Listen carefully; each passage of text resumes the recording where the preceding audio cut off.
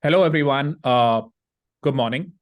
I am very grateful and wish a very warm welcome to Professor Alisa Machner, who is coming all the way from TU Munich in Germany to give us this seminar. She's going to talk about chloride binding of layered double hydroxides at various exposure conditions.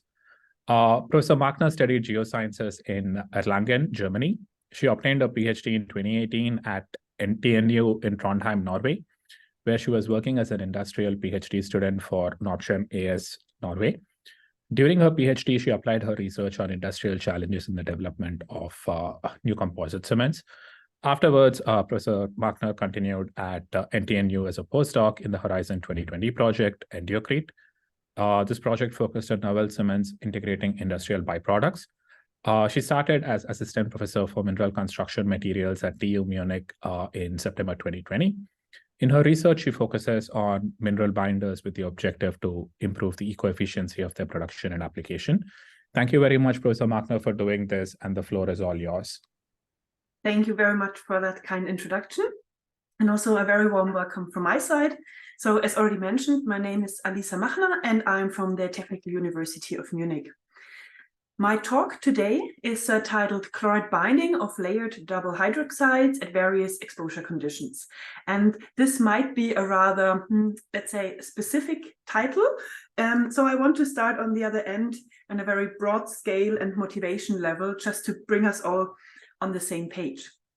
Because what is not mentioned in the title, but where this topic is focused or related to, is concrete, which is the most used construction material on Earth. And just that we all speak the same language here, concrete consists of three, let's say, main components. That's a cement, aggregates, fine and or coarse, and water. And all these mixed together then make up the concrete. And I think almost everyone has heard by now that concrete or concrete production is related to quite a substantial ecological footprint. And that actually has two main reasons, or maybe even more. The one thing is the CO2 emissions related to the production of the cement that is in the concrete, which is due to the fact that we need limestone as a raw material, which loses half of its weight by CO2 when we heat it up. And we do heat it up, or we have to heat it up, because cement is produced at temperatures around 1450 degrees, which itself also requires energy and emits CO2. This already is quite a challenge. And the second thing, as I already mentioned, concrete is used so much that just the sheer quantity of concrete that we are using is, of course, amplifying this problem. So actually, kind of a sad record in 2020, so just recently, the anthropogenic mass on Earth exceeded the biomass on Earth. And when you look at these areas here, then concrete makes quite a big part of this anthropogenic mass. So this just visualizes, I think, quite well the amount and volume of concrete used every year. So this is a challenge, but what can we do to improve the situation towards a more sustainable construction sector? And that is, well, on one hand, we have to look at the life cycle of, let's say, constructions.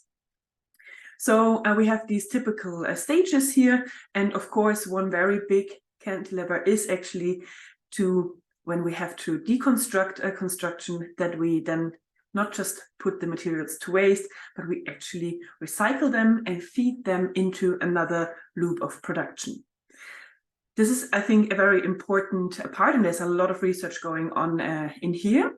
My talk today is actually focusing on another area, which is maybe sometimes a little bit forgotten, and that is related to the service life.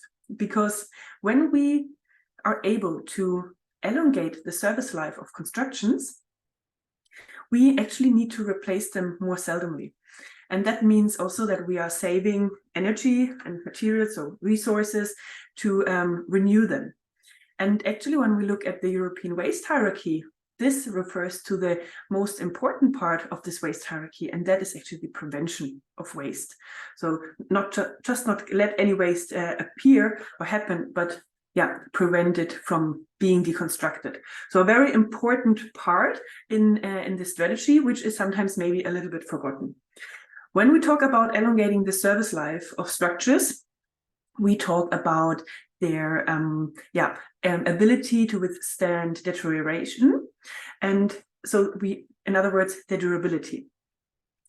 So when we go back to concrete, we have to have a look on how the durability is affected of concrete and what we can do about it. So back to concrete, our mixture of cement, aggregates, and water. I actually stopped in the description before there, but there's a lot going on after we mix it, because that's the whole part of the hydration. So what happens is we have our cement particles in water, and they start hydrate and creating these hydration phases. And these layered double hydroxides that are mentioned in my title are actually one type or one group of hydration phases that are formed during the hydration reaction of cement with water. And this hydration reaction actually creates a certain performance in our concrete. So they are building up strength and thereby a certain durability. And that's why it is important to, of course, understand dehydration, which is not the topic today, but also how these hydration phases are actually interacting during their service life with different types of, let's say, more or less aggressive ions, for example. So when we look at the service life of concrete, here very illustrative schematically shown a block of concrete. It's hydrated quite well. And during its service life, it has to withstand certain challenges. So, for example, that can be various ions that are ingressing the concrete. These ions, for example, can be chlorides, and that's going to be the focus of this talk. There are other ions that can ingress the concrete or leave the concrete being leached, but I'm mostly focusing today on the ingress of chlorides. And if we are then now looking at just one side of this concrete block, because unidirectional ingress makes our life just much more easier to follow, then we can maybe draw this like this. So we have an exposed surface here, exposed to a certain chloride source. That could be the seawater, that could be the icing salts. And from here to here, so from left to right, we have a depth from the exposed surface. And we can measure the chloride content, because the chlorides are ingressing towards the inner part of this sample. We can measure this chloride content. And if we measure it, we typically get a curve like this after a long time of exposure, which we call the total chloride profile. So that's the chlorides that ingressed the structure through the pore solution, so the chlorides that are dissolved in the pore solution, but also the chlorides that are actually bound or in a certain way interacting with the solid phase assemblage. Because as I mentioned before, these hydration phases, they can get in contact with different ions, for example, chloride, and they might change their composition. And of course, this is much more important or interesting to investigate in case of variable hydration phases, because there we can really see differences depending on the chemical environment they are exposed to. And only if we, with this kind of knowledge, we can then understand these deterioration mechanisms better and design concrete and also binders, that's a little bit more my expertise, in a more durable way, so they last longer. Because one important thing I forgot to tell you is actually somewhere here in the inside of the concrete, there's normally a reinforcement bar. And if that is in contact with a too high level of chlorides, it starts to corrode and we have a deterioration mechanism going on. The chlorides are not harmful for the concrete itself. It's the rebar that is prone to corrosion in the presence of chlorides. So this is going to be the focus here. Long introduction for that is this interaction of the solid phase assemblage, or a specific part of that, the layered double hydroxides in the hydrated concrete when chlorides are present or when they are ingressing the concrete during the service life. When we talk about layered double hydroxides, or short LDH phases, LDH, they seem a little bit complicated at the beginning, but depending on the level you look at them, they're not that complicated. They have a very complicated general formula, but when you look at their structure, it becomes quite clear. The structure of LDH phases can be derived from the one from brucite, so magnesium hydroxide. This is the structure of brucite. And what happens now if I want to make LDH or create an LDH from brucite in a, let's say, theoretical experiment, a part of the magnesium will be replaced by aluminium in this layered structure here. And magnesium is divalent and aluminium is trivalent, so it has 3 charges. This means that these layers actually are getting a positive charge, and we don't want that. We don't want to have electroneutrality. So what we need is an interlayer which is negatively charged. So we need anions in the interlayer present. And this is a very general description now. You can see that also in the main layer, it doesn't need to be magnesium and aluminium all the time. That's just one example deriving it from brucite. Depending on whether these are only synthetic or natural occurring minerals, they can be placed in different groups. We are today only looking at naturally occurring minerals, which all belong to the so-called hydrochalcide supergroup. And in this supergroup, there are different groups or subgroups, and we are going to look at the hydrochalcide group and the hydrochalcide group. So don't get confused. Hydrochalcide is the name giver of a supergroup within this very big group of minerals and phases, and also of a normal group. Yes, the 2 phases we are going to talk about is hydrochalcide, which is, surprise, part of the hydrochalcide group, and also another group of minerals which are called the AFM phases, which are part of the hydrocalamide group within this hydrochalcide supergroup within the overall category of layer double hydroxides. So that's a little bit of gray theory here, but I just wanted to clarify that so we all know in which kind of clusters I'm navigating now and what I'm talking about. So as mentioned, the first group of phases or hydration phases that are present in cement are AFM phases. And AFM is an abbreviation standing for alumina ferric monophases.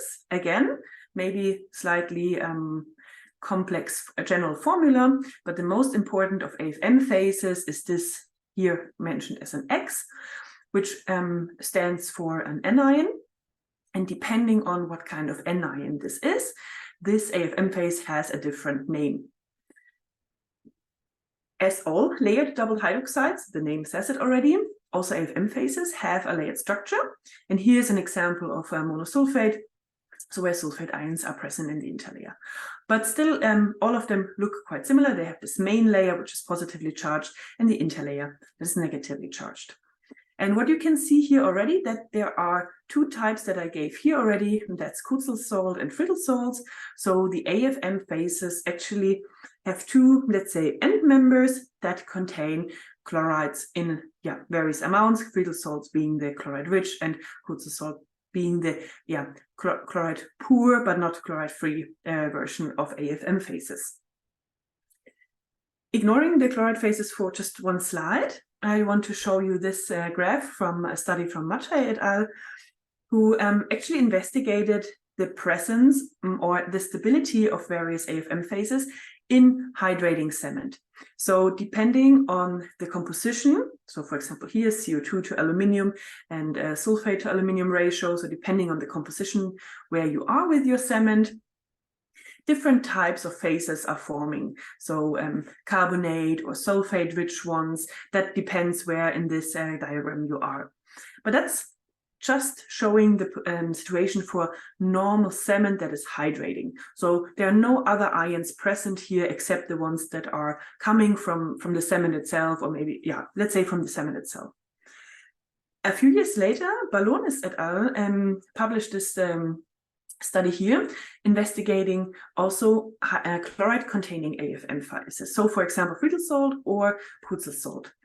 So this goes more towards the direction what happens what can happen potentially in the service during the service life. because here chlorides can then ingress the cement, for example, like from an external source, for example, the seawater. And what Ballonis et al. Could show is that here you see that frityl salt can actually form a solid solution between, so there's a solid solution between monocarbonate, so the carbonate AFM phase, and frityl salt, the chloride AFM phase. So the chloride content in this frityl salt solid solution is not fixed. And they could also show that depending on, so you see that on these X-ray diffraction peaks here, where exactly they are laying, don't want to put too much focus on it, but this the position shows you kind of a proxy on how much chlorides there is. And they could show that, what kind of frityl salt solid solution is forming depends on the chloride concentration that is present in the pore solution there. So let's say the amount of chlorides your cement paste is exposed to. This, to have this in mind, now I just want to show you a little bit our line of thought a few years ago, because my former PhD supervisor, Claude de Wert, published then, based among other things on the study from Ballonis et al., this study here, where she investigated, okay, how much chlorides or how many chlorides are actually bound depending on not just the chloride concentration, which we see here on the x-axis, but also the type of chloride salt. So let's say the cation that is associated with the chloride anion. And she could see that for sodium chloride exposure, the amount of bound chlorides isn't that high. But when samples are exposed to magnesium or calcium chloride, there's much more chlorides bound. And when you plot that information slightly differently, again, on the y-axis, the amount of chlorides bound, but on the x-axis, the pH value, we can see a very clear trend that with lower pH values, or let's say slightly lowered, much more chlorides are bound in these cement pastes. And there was a lot of discussion on where this comes from and how this is how this can be explained.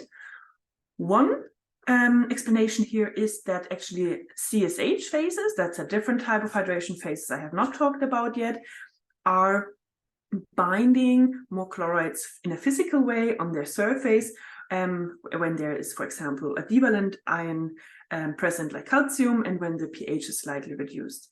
But there is also an effect on the AFM phase itself. And we also wanted to investigate this effect of the pH a little bit more in depth.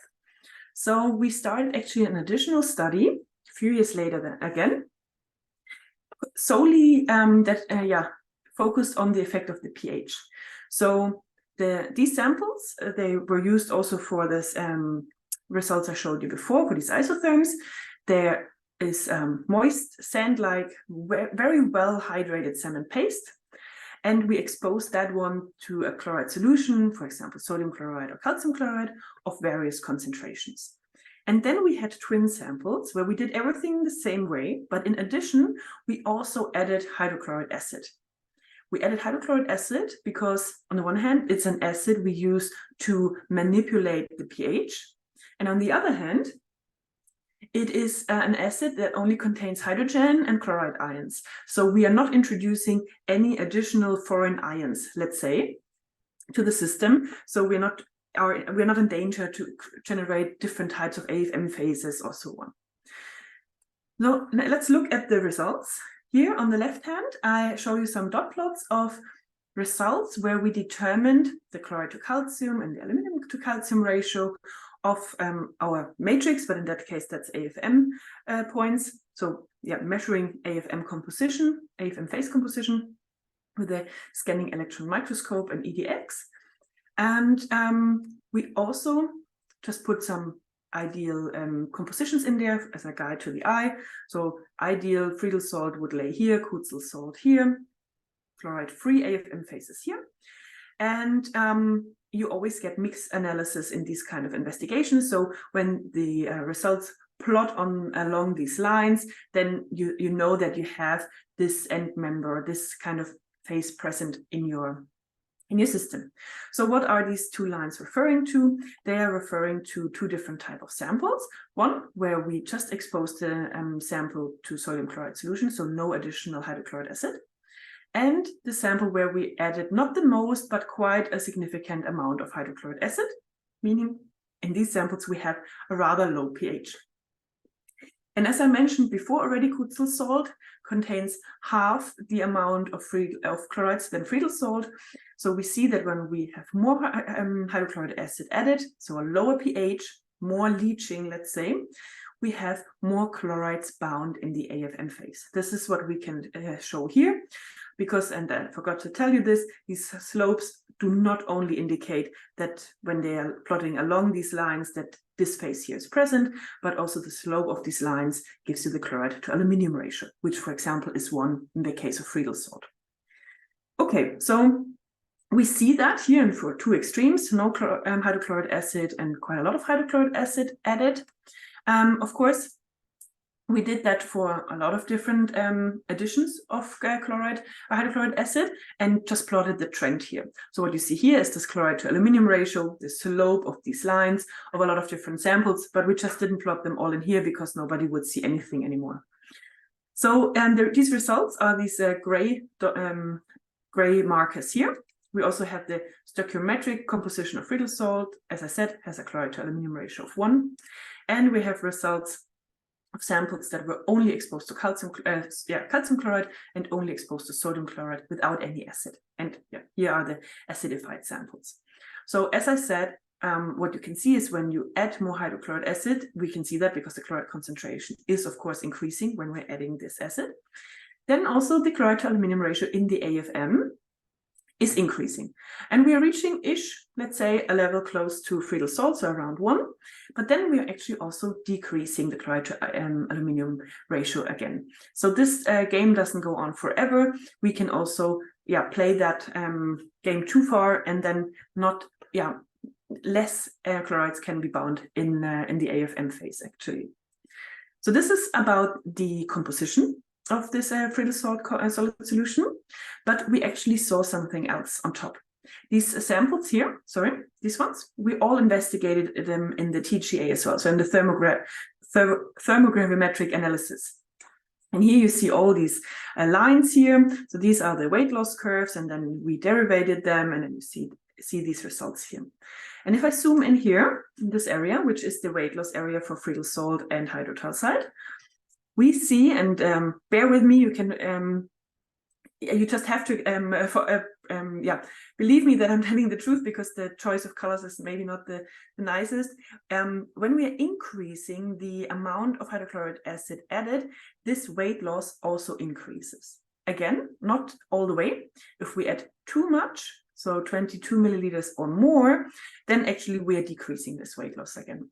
So meaning that up to a certain pH, not just the amount of chlorides in our Friedel salt, or in our AFM phase, I should say better, is increasing, but also just the amount of Friedel salt itself is also increasing. But if we're adding too much acid, of course, the pH is going so low that we start to dissolve some of these AFM phases, or generally hydration phases again, causing then a reduction in the weight loss. So you can also play that game too far, as mentioned with the composition as well.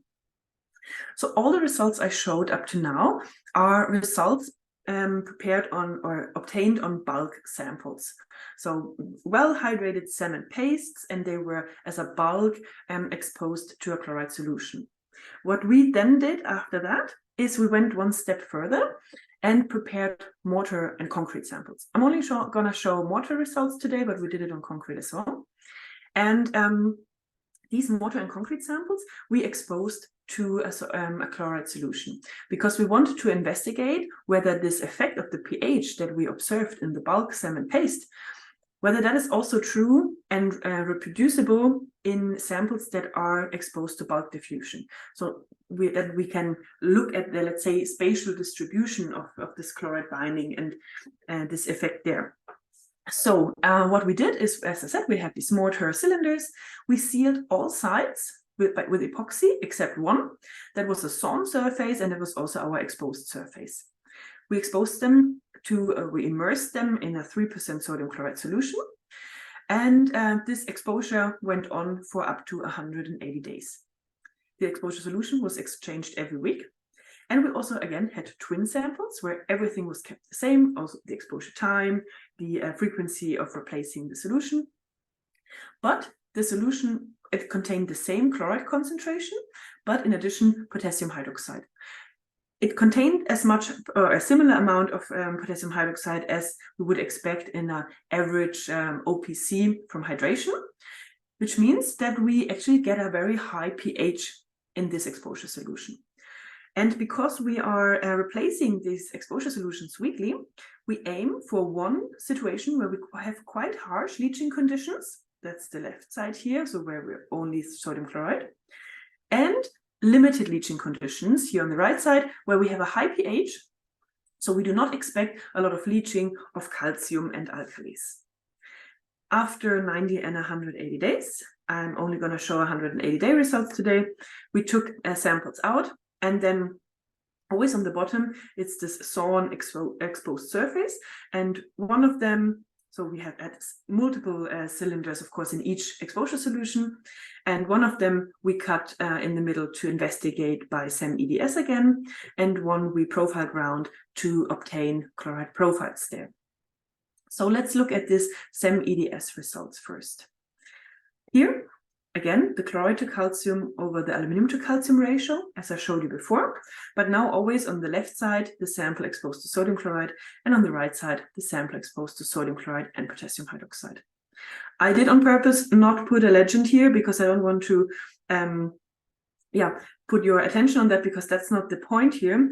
The darker the color, the closer this data was obtained towards the exposed surface. So these very, very dark colors here, they are really just at the exposed surface, and then the brighter the color gets, the more inwards we are going in with this analysis.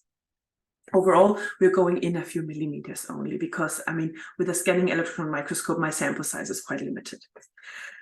But what I want to show you here is that when we expose the sample to sodium chloride only, you see that actually some of these points are plotting along this line towards Friedel salt. Whereas when I expose these samples to sodium chloride and potassium hydroxide, so high pH, very limited leaching only, they only reach up to, let's say, kind of the composition of Kurzil salt. So we could here prove or verify the results that we obtained from the bulk SEM and paste, that a higher chloride content is actually achieved in the AFM phase when we have a certain degree of leaching present, or lower pH. We use that in a way synonymous in our studies. And again, we also investigated them by TGA, and we see the same results as we saw for the bulk SEM and paste. When we have higher leaching conditions, we have also a higher weight loss in our samples in this area, referring to a higher content of AFM phase, so chloride-containing AFM phase. And when we have limited leaching conditions, then also the amount of AFM phases, or chloride-containing AFM phases, is limited. So both of these things could be verified in bulk diffusion. There were other things we did on top. Some of them I will mention later. But just to come to a little bit, a conclusion on this first part. This means actually that what we showed here, that we can increase the chloride binding from sodium chloride to calcium chloride, and then decrease it also if we go too far in the leaching. We could show that in diffusion, bulk diffusion samples as well. And this chloride profile that I showed you in the very beginning, just hand drawn, has this little peak behavior here in the beginning. And we think if you mirror that, so this would be the outermost point here, this would be the peak, and then this peak, this somewhere here, for example, would be the point here. We believe that we can actually explain it by the effect of leaching. So the outermost sections are quite leached, and towards the inner of the sample we have less leaching, and at a certain point we do not have any leaching left. So this is this peaking behavior that we hopefully could explain by this effect of leaching or pH change. And then in addition, we could also see, and now you see the total chloride profiles obtained in these mortar samples for sodium chloride, but also for sodium chloride and potassium hydroxide exposure. As I said, there is different amounts of chlorides bound in the AFM phase. We've called it here Friedels, but you can also just call it AFM. But you could also see that the chlorides ingressed to a different depth. So there was a higher ingress depth in the case of sodium chloride exposure than in the case of sodium chloride and potassium hydroxide exposure. I don't want to talk about ingress depth today. I would want to talk about chloride binding, but if you're interested in that, we have described that in these two papers, and we are also right now, as we speak, working on a paper which is trying to model this ingress of chlorides with a multi-ion model. So this is all I wanted to talk about AFM phases today, and then I brought a few more slides, but not as many as for the AFM, for hydrotalcide. And as you remember, the other big group or type of phase within the group of layered double hydroxides. So hydrotalcide or hydrotalcide-like phases are generally magnesium-aluminium layered double hydroxide phases.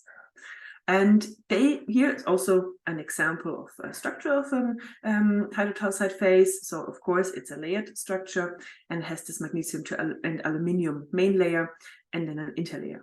And the special thing about hydrotalcide phases is that, of course, their interlayer anion can change, but also their magnesium to aluminium ratio in the main layer can actually also change.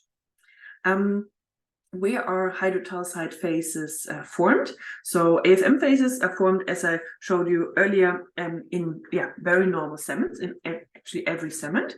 But hydrotalcide is to a certain extent also formed in every cement, but mostly it is reported for slag-containing cements, for alkali-activated materials, and what we could show also in cements which contain dolomite, for example, instead of limestone as a filler. And in addition, then portlandite needs to be present. So if I have a lot of pozzolan there, then it doesn't work. But if I don't, if I have sufficient portlandite still left and dolomite as a magnesium source, then hydrotalcide can form. So here's a scanning electron image, a BSE image of a well-hydrated cement containing dolomite. And you see the dolomite grains here, here, and here, because that's where the magnesium is located. And you see there some kind of a reaction rim around these dolomite grains. And they are actually filled with aluminium, and they also contain still magnesium. So this is where the hydrotalcide is mostly located, in this reaction rim around the dolomite. And as I said, the interlayer composition is also variable with hydrotalcide. And when we expose these samples which contain dolomite to chloride solutions, we can see that here in these rims around the dolomite grains, we see a slight increase in the chloride map here as well. So we could show that chlorides are present in hydrotalcide. And we obtained again these chloride-binding isotherms, and I don't want to put too much detail on what is the difference here, but what I want to show you is that this sample here, or these samples, showed the highest chloride binding, and these are the samples containing dolomite, which were cured at 60 degrees. The other samples either contained limestone as a reference, or were cured at lower temperatures. And the 60 degrees we needed to accelerate the reaction of dolomite because it's quite slow, and we could show that these samples were the ones which contained the most hydrotalcide, and they also showed the highest chloride binding. And if again we then look at these results, these samples by scanning electron microscope, so again the plot you know already, chloride to calcium over aluminum to calcium, then we can determine the chloride to aluminum ratio in these hydrotalcide rims. So we took samples around these reaction rims. And we could see that actually all of them contain a certain amount of chlorides, because a hydrotalcide just from a purely hydrated cement would plot here. And we could see that there are differences depending on whether we have a little bit of metakaolin, for example, present. So what is the dolomite to aluminum ratio there? And whether we expose the sample to sodium chloride and calcium chloride. And as for the AFM phase before, also for hydrotalcide, when we expose it to calcium chloride, we get a higher chloride to aluminum ratio in our system. So these are these, let's say, brighter colors, this light blue and the yellow. They are exposed to calcium chloride compared to these darker colors of turquoise and red, which were exposed to sodium chloride. When we quantify these slopes, so the chloride to aluminum ratio, then we can see that in this case, in one of the cases, we can reach values even close to 1. So chloride to aluminum ratios that are similar to the chloride to aluminum ratio of Friedel salt. And if we know this, we can look at what does it actually mean for the system. Before I'm doing that, I forgot one thing. You might ask yourself, okay, but why is it the case? Why is calcium chloride affecting the chloride binding capacity of hydroxide? And that has something to do with the activity of carbonate ions in our system. So by thermodynamic modeling, we could show that when we have calcium chloride present, the activity of carbonates is reduced, and therefore they are not competing as much for their position in the interlayer with the chloride ions, because carbonates, chlorides, they are both anions, which are potentially present in the interlayer of hydroxide. So, but now back to the chloride to aluminum ratio of approximately 1. What does that mean? So, yeah, Klaasje de Weert actually did a mass balance approach and determined the phase assemblage in a hydrated cement. It's a cement that also contained fly ash, which was exposed to a chloride solution. So here's the phase assemblage, and then she calculated from stoichiometric compositions or from average chloride content reported for CSH or things that she obtained, how much chlorides are actually bound or in the pore solution of these total chloride content that she measures in the chloride profile. So you see, Friedel salt can actually make up quite a lot of the bound chlorides. And if we know now that the chloride to aluminum ratio of hydroxide is similar or can be similar to that of Friedel salt, we did a similar approach for sodium chloride and for calcium chloride, for limestone and for dolomite containing samples. Of course, only in the dolomite ones we have hydroxide present. And we can see also here in this crossed area that the amount of bound chlorides in the hydroxide is actually quite significant. So for samples where there is significant amount of hydroxide, its chloride binding capacity shouldn't be underestimated. That brings me to the end of my presentation. So just to sum up the different conclusions I draw here and there. Generally, the chloride to aluminum ratio in, let's say, generally chloride AFM depends, of course, on the chloride concentration, as shown, for example, by Ballonis et al., but also on the pH of the liquid phase. So depending on whether we have harsh or limited leaching conditions, we have different chloride to aluminum ratios in our AFM phase present. And not just this composition changes, but actually also the amount of the chloride AFM phase changes with pH. And this means, and I haven't talked too much about that today, just for the sake of time, when the composition and the amount changes at the same time as an effect of the pH, we have really problems to determine the effect of the pH of one of these two parameters. So I showed you all the time now, okay, this is increasing, this is decreasing. To really put the finger on it and quantify it is really tricky if amount and composition change at the same time.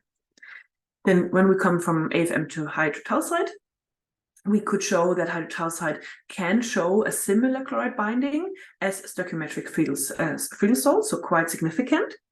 And this chloride binding of hydroxide depends on the activity of carbonate ions. So we see a higher chloride binding in case of calcium chloride exposure because that decreases the activity of carbonate ions present. For everybody interested, because this talk is going to be recorded, all the references I used are shown here. So feel free to stop the video later on and look that reference up that you might be interested in. And then now the last slide is just a big thank you. First of all, of course, to the Norwegian Research Council and the Horizon 2020 project Endocrite, because they enabled almost all the research and results that I showed you today.